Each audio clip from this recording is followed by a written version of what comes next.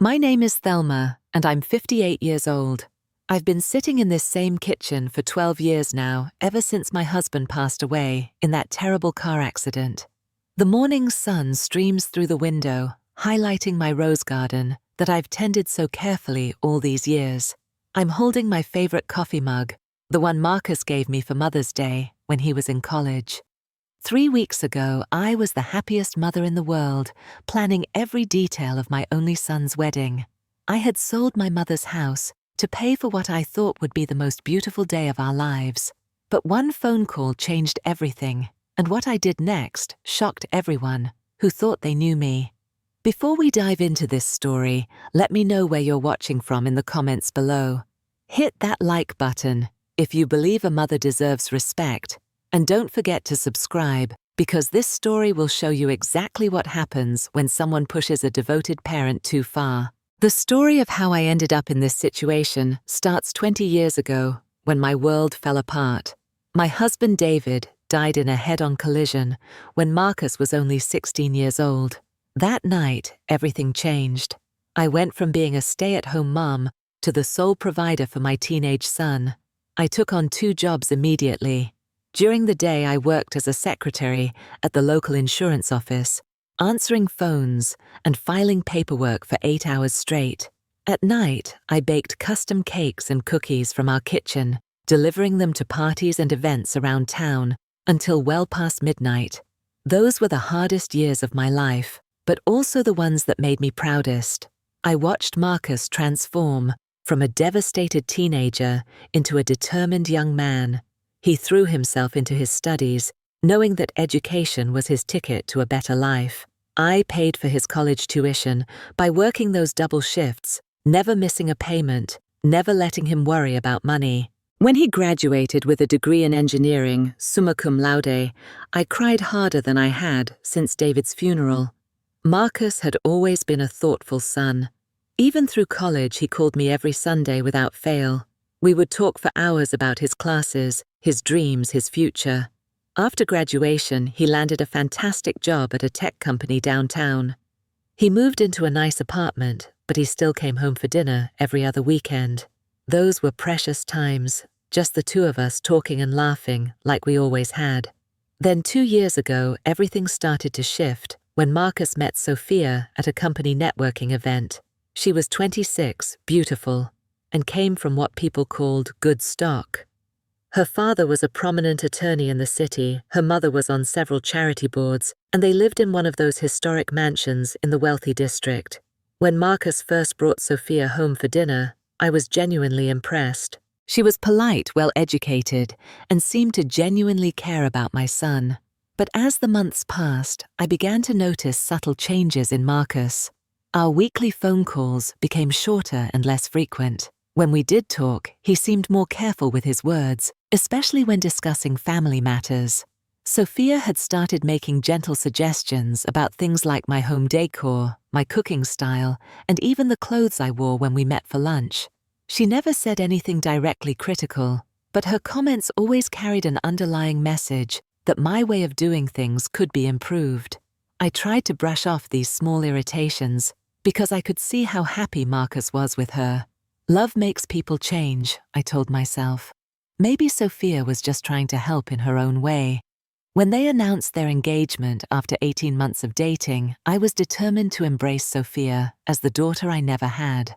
The wedding planning began immediately after the engagement party. Sofia and her mother, Mrs. Hampton, had very specific ideas about what the wedding should look like. They wanted something elegant and sophisticated, held at the Willowbrook Estate, an exclusive resort about 30 miles outside the city.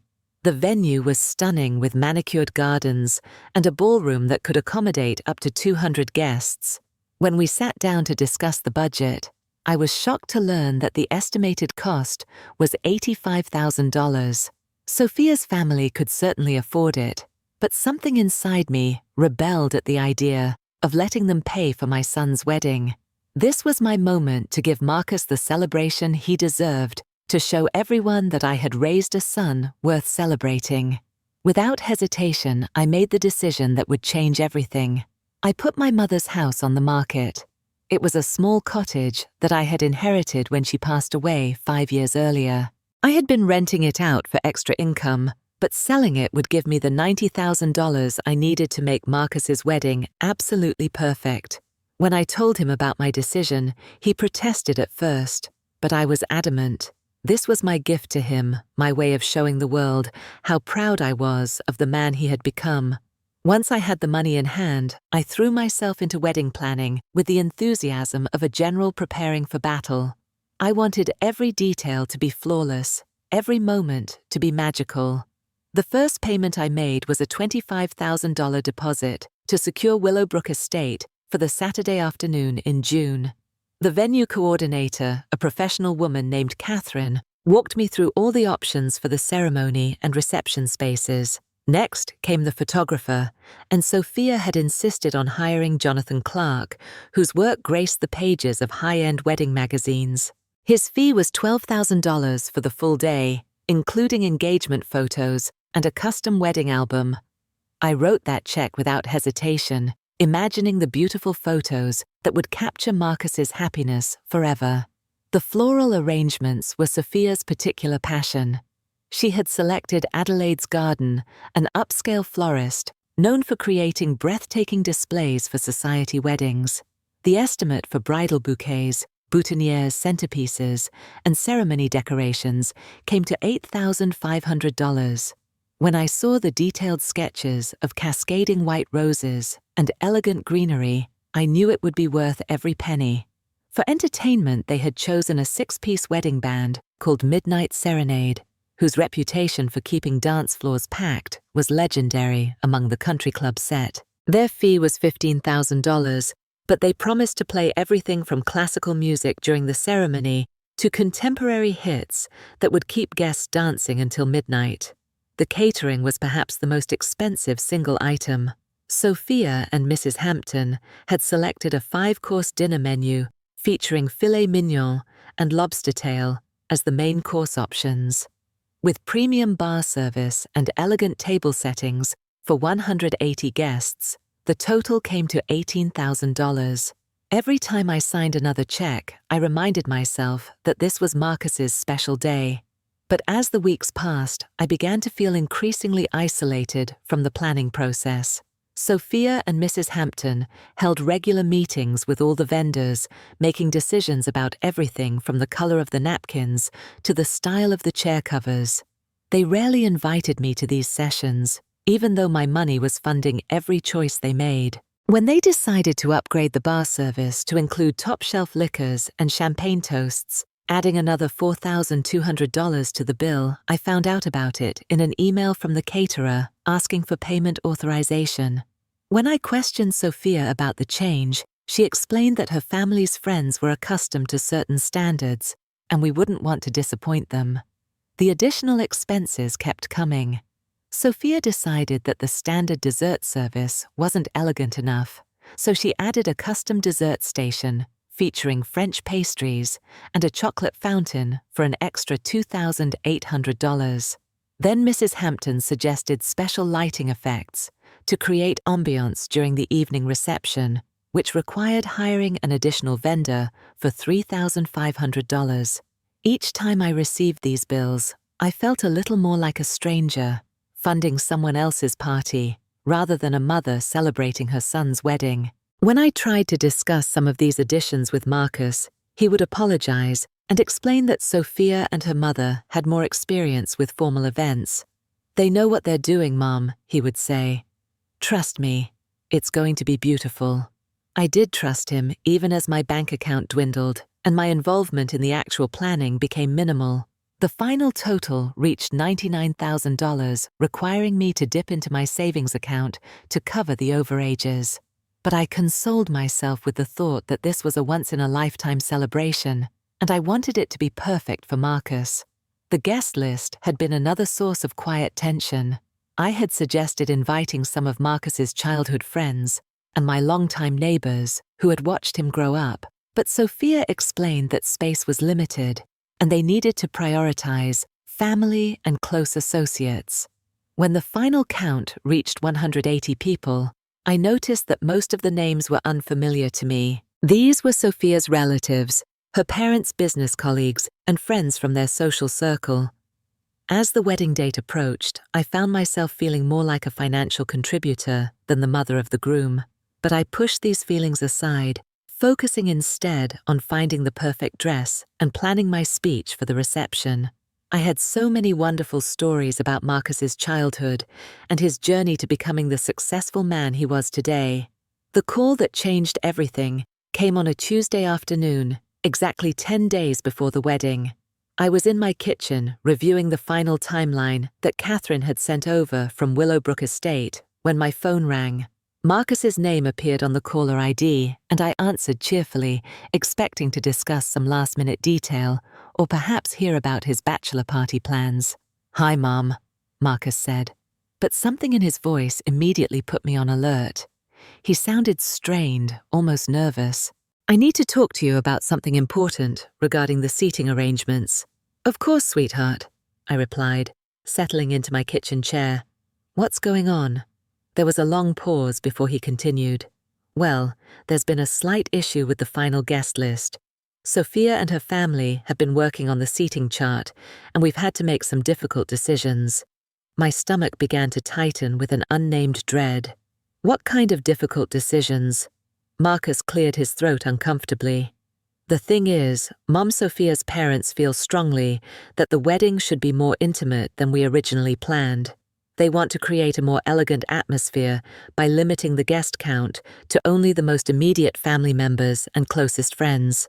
"Okay," I said slowly, still not understanding where this conversation was heading. "How many people are we talking about?" "We've cut the list from 180 down to 120, he said. "It was really hard to decide who to include, and Sofia's been stressed about making these choices." I waited for him to explain how this affected me, but the silence stretched uncomfortably.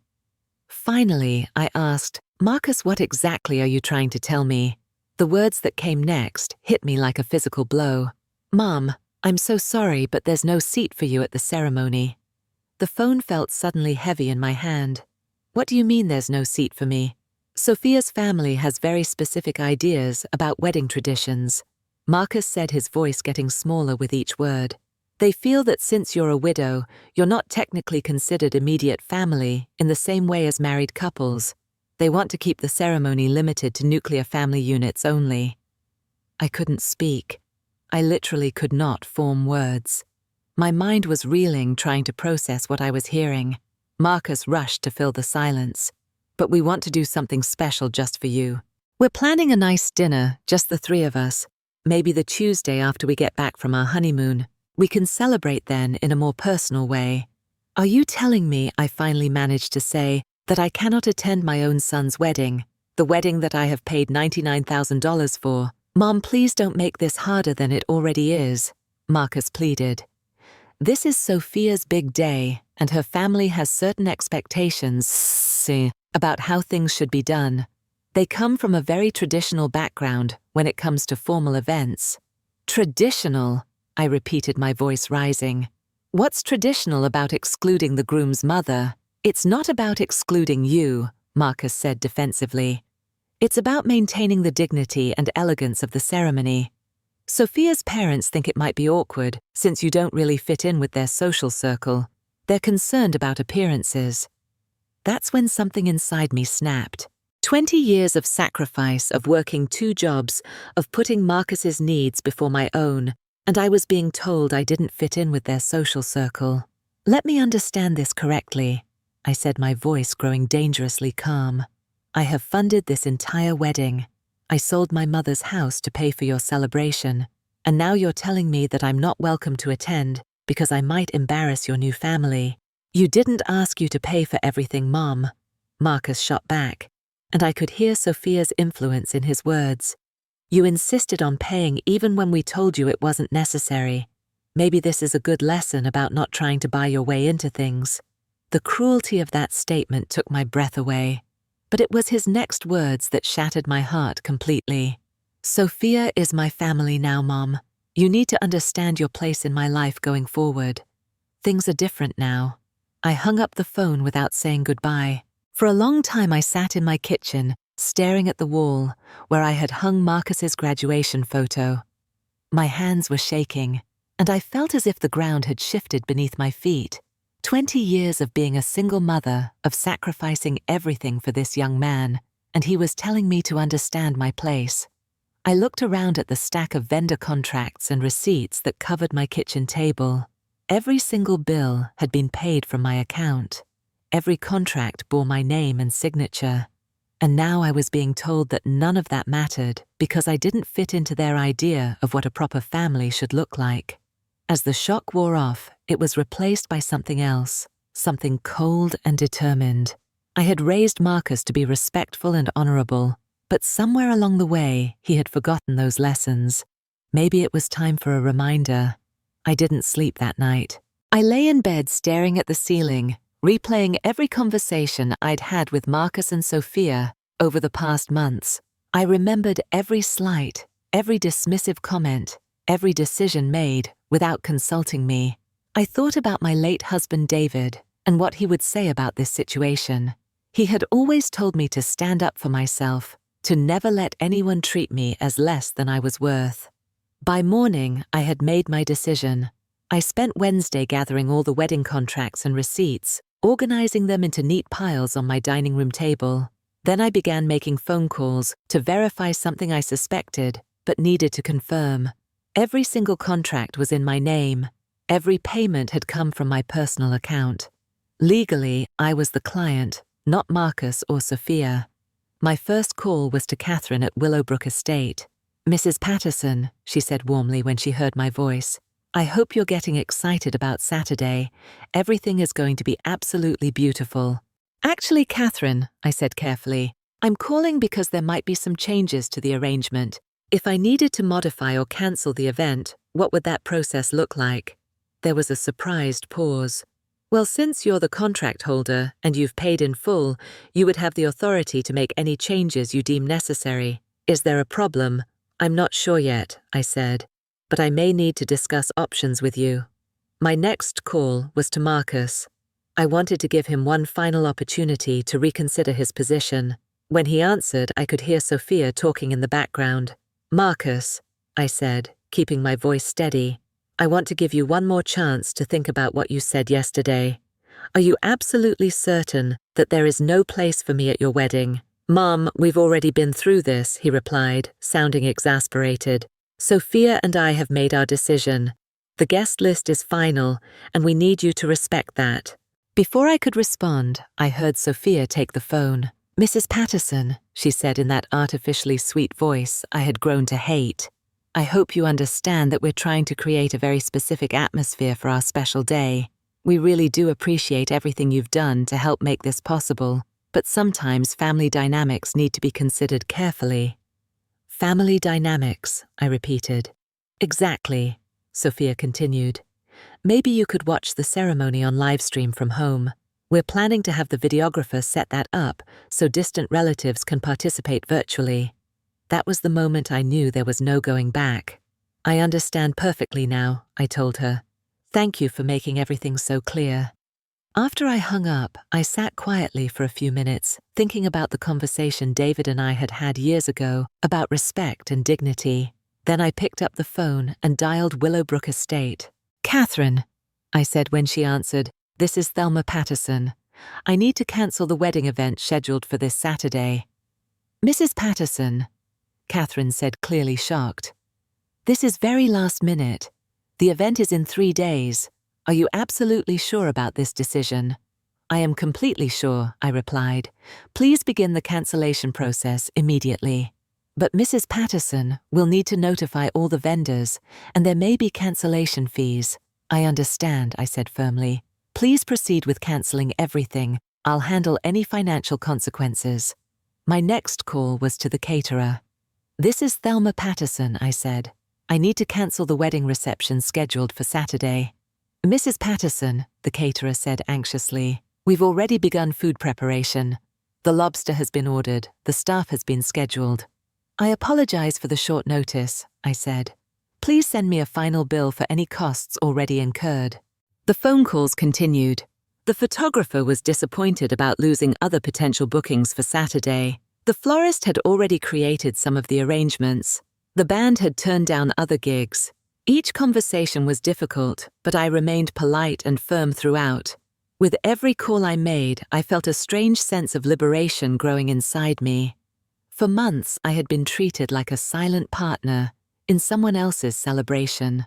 Now, for the first time since this whole process began, I was making decisions that reflected my own worth and dignity. Saturday morning arrived, bright and clear, the kind of perfect June day that every bride dreams of for her wedding. I woke up early, made my coffee, and sat in my garden among the roses that David and I had planted together years ago. There was something surreal about the peaceful quiet of my morning, knowing that chaos was about to unfold 30 miles away. My phone started ringing at exactly 7 o'clock. The first call was from Sofia, and she was hysterical. "Mrs. Patterson, what did you do? I just got to Willowbrook, and they're telling me there's no wedding today. They said you cancelled everything." I could hear voices in the background, people talking urgently, car doors slamming. The panic in Sofia's voice was unmistakable. "The manager just told us that all the vendors have been notified." Sofia continued, her voice rising to a shriek. "The caterers aren't coming, the photographer isn't coming, nothing is set up. What did you do to my wedding?" "I did exactly what you suggested," I replied calmly. "I understood my place." "You ruined my perfect wedding," Sofia screamed. "How could you be so cruel? This is the worst thing anyone has ever done to me." "I'm sorry you feel that way," I said. "But since I wasn't family enough to have a seat, I decided I wasn't family enough to pay for it either." The next call came from Marcus, and I had never heard him sound so angry. "Mom, what the hell did you do? Sofia is having a complete breakdown. Our guests are arriving at the venue and being turned away at the gate. I exercised my rights as the person who paid for and contracted all the wedding services," I said matter-of-factly. "The photographer is threatening to sue us for the last-minute cancellation," Marcus shouted. "Do you have any idea what this is costing us? What this is doing to our reputation?" "Actually," I said, "since all the contracts were in my name, any legal issues will be directed to me. And as for reputation, you might want to ask yourself what kind of reputation you've earned by excluding your mother from your wedding." "This is insane," Marcus yelled. "You've lost your mind. How could you do something so vindictive?" "You told me I wasn't family," I replied quietly. So I acted accordingly. Mrs. Hampton called next, and she was absolutely furious. "This is completely unacceptable behavior, Mrs. Patterson. Do you have any idea how humiliating this is for our family? We have relatives who flew in from across the country for this wedding." "I'm sure that's very inconvenient," I said. "Perhaps next time your daughter plans a wedding, she should make sure to invite the groom's family." "We will be pursuing legal action for this sabotage," Mrs. Hampton threatened. "Feel free to examine all the contracts," I told her. "You'll find that everything was paid for by me and contracted under my name. I had every legal right to cancel services that I was paying for." The calls kept coming throughout the morning. Confused guests who had arrived at Willowbrook Estate only to be told there was no wedding. Sofia's bridesmaids who were stranded with their hair and makeup done, but nowhere to go. Marcus's groomsmen who had rented tuxedos for an event that no longer existed. I learned later that Sofia's family tried desperately to salvage the day. They called every restaurant and event space within 50 miles, hoping to find somewhere that could accommodate 120 people on 3 hours' notice. Of course, nothing was available. Some of the wedding guests ended up having lunch at a nearby chain restaurant, still dressed in their formal attire, trying to make sense of what had happened. Meanwhile, I spent my Saturday morning tending my roses, enjoying the sunshine, and feeling truly peaceful for the first time in months. I made myself a simple lunch and settled in to watch an old movie, something I hadn't had time to do while I was consumed with wedding planning. For the first time since Marcus had gotten engaged, I felt like myself again. I wasn't trying to please anyone or prove my worth through my bank account. I was simply Thelma, a woman who had worked hard her entire life and deserved to be treated with respect. As the day went on, I thought about David and what he would think of my actions. I believe he would have been proud of me for standing up for myself. He never would have tolerated anyone treating me the way Sofia and her family had treated me, and he certainly would never have accepted Marcus's behavior. The aftermath of the cancelled wedding created waves that lasted for weeks. Marcus didn't contact me for 5 days after the incident, which was the longest we had gone without speaking since he was a child. When mutual friends and extended family members learned what had happened, the response was overwhelmingly supportive of my actions. My sister called from Arizona after hearing about the situation through the family grapevine. "Thelma," she said, "I can't believe that boy treated you that way. After everything you've done for him, you were absolutely right to cancel that wedding." Sofia's family initially threatened legal action, but when their attorney reviewed the contracts, he informed them that I had acted entirely within my rights. As the person who had paid for and contracted all the services, I was legally authorized to cancel them. The vendors, when they heard the full story, were surprisingly sympathetic. Several of them actually refunded portions of their deposits, saying they couldn't in good conscience keep money for an event that had excluded the person who paid for it. Marcus finally appeared at my house on Thursday afternoon of the following week. He looked exhausted and defeated, nothing like the confident young man who had called me with such arrogance the previous Tuesday. When I opened the door, he didn't even try to hide how much the whole situation had affected him. "Mom," he said quietly, "can we talk?" I let him in, and we sat in the same kitchen where I had received his devastating phone call. For a long time, neither of us spoke. Finally, Marcus broke the silence. "Everyone is furious with me," he said. "Sofia's family, our friends, even my co-workers. They all think our family is crazy." "And what do you think?" I asked. Marcus was quiet for several minutes, staring at his hands. "I think I messed up," he admitted. "I think I let Sofia and her parents influence me too much, and I forgot about what really matters. Which is what? Family," he said simply. "Real family. The people who love you, no matter what, who sacrifice for you, who've always been there." We talked for 2 hours that afternoon. Marcus told me about the pressure he had felt to fit into Sofia's world, to prove that he was sophisticated enough for their social circle. He admitted that Mrs. Hampton had made several comments about my background and his upbringing that had made him feel defensive and embarrassed. "She kept talking about proper wedding etiquette and family protocols," Marcus said. "She made me feel like I didn't understand how these things were supposed to work." "And what did you learn?" I asked. "That there's no protocol more important than treating your mother with respect," he replied. But the conversation also revealed how deep the damage had gone. Sofia was barely speaking to Marcus, blaming him for not being able to control me. Mrs. Hampton had issued an ultimatum insisting that any future wedding would require a formal apology from me and assurance that I would not interfere with their family decisions. "What are you going to do?" I asked. Marcus looked at me with eyes that reminded me of the young boy he used to be. "I don't know, Mom. I love Sofia, but I can't choose a life that doesn't include you. I won't do that again." I could see that he was genuinely torn, and despite everything that had happened, my heart ached for him. Love is complicated, and I knew that Marcus was facing an impossible choice between the woman he loved and the family that had raised him. "You don't have to choose right now," I told him. "But you do need to decide what kind of man you want to be and what kind of relationships you're willing to accept in your life." When Marcus left that day, I didn't know if our relationship could ever fully recover. The words he had spoken during that terrible phone call had cut deep, and trust once broken is not easily repaired. The healing process was slower and more complicated than I had expected. Marcus began visiting me weekly again, but our conversations were careful and tentative, like two people learning to be family all over again. Sofia remained firmly entrenched in her position that I had behaved unforgivably, and for several weeks it seemed like Marcus might have to choose between us permanently. But something shifted about 2 months after the cancelled wedding. Marcus called me on a Sunday evening, which had been our traditional time to talk before Sofia came into his life. "Mom, hey," he said, "I've made a decision about Sofia and the wedding." My heart clenched, preparing for him to tell me that he was cutting me out of his life for good.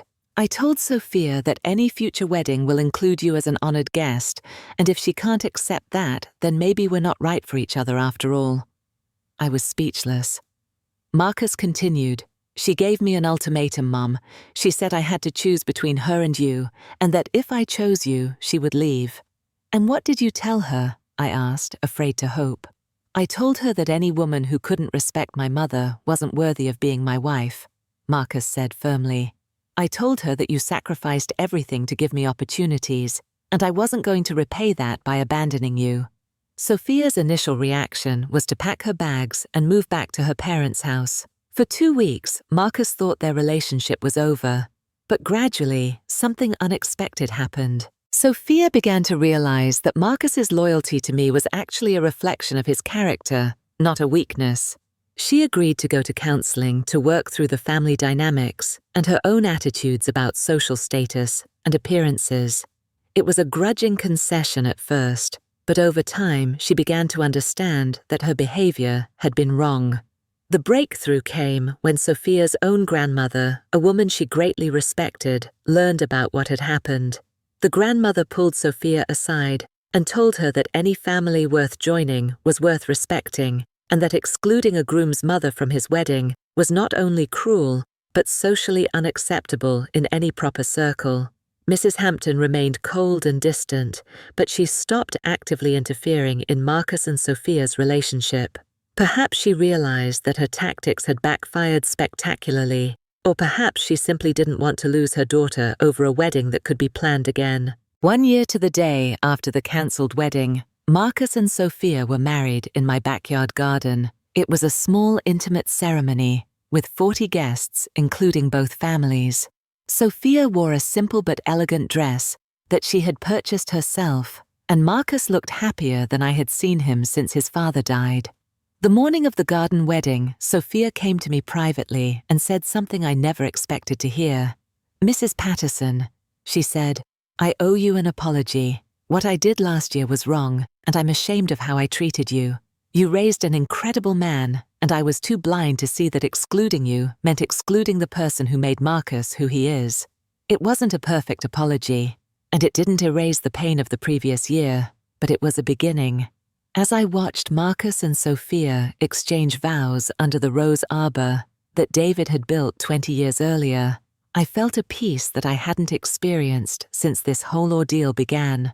The years that followed brought gradual healing and growth for all of us. Marcus and Sofia built a marriage based on mutual respect and clear boundaries with both families. When their children were born, they made sure those grandchildren understood the value of family sacrifice and the importance of honoring the people who love you. I learned valuable lessons about setting boundaries and standing up for myself. I stopped trying to buy approval or acceptance from anyone, including my own family members. I learned that love should never require you to diminish your own worth. Perhaps most importantly, I learned that sometimes you have to be willing to lose something in order to save it. When I cancelled that wedding, I thought I might be losing my son forever. Instead, I was saving our relationship from a dynamic that would have destroyed both of us. I also learned that respect cannot be purchased, but it can be demanded. For too many years, I had confused generosity with love and acceptance with respect. The experience taught me that standing up for yourself isn't selfish or vindictive. It's necessary. Today, Marcus and I have a stronger relationship than ever before. Sofia has grown into a woman I genuinely respect, and her children call me Grandma with the same affection Marcus used to show. Mrs. Hampton and I maintain a polite but distant relationship, which suits us both perfectly. I've even started dating again. I met a wonderful man named Frank at a community garden club meeting. He's a widower who lost his wife 3 years ago, and he tells me that my strength and independence are among the qualities he admires most about me. It's refreshing to be with someone who sees my backbone as an asset rather than a threat. Looking back on that terrible phone call and the decision I made, I have no regrets. Yes, it caused pain and chaos in the short term, but it also forced all of us to confront some uncomfortable truths about respect, family, and what really matters in life. Sometimes love means saying no, Sometimes respect has to be demanded rather than hoped for. And sometimes the person you think you're protecting is actually the one who needs to learn the hardest lesson of all. That one phone call changed everything, not just the wedding plans, but how we all understood what family really means. Have you ever had to make a difficult decision to demand the respect you deserved, even when it meant standing up to someone you loved? I'd love to hear your thoughts in the comments below. If this story resonated with you, please give it a like and share it with someone who might need to hear this message. Don't forget to subscribe for more real-life stories about family relationships and finding the courage to stand up for yourself. Remember, you teach people how to treat you, and sometimes the most loving thing you can do is refuse to accept anything less than what you deserve. Thank you for listening to my story, and I hope it reminds you that you are worth fighting for, no matter what anyone else might try to tell you.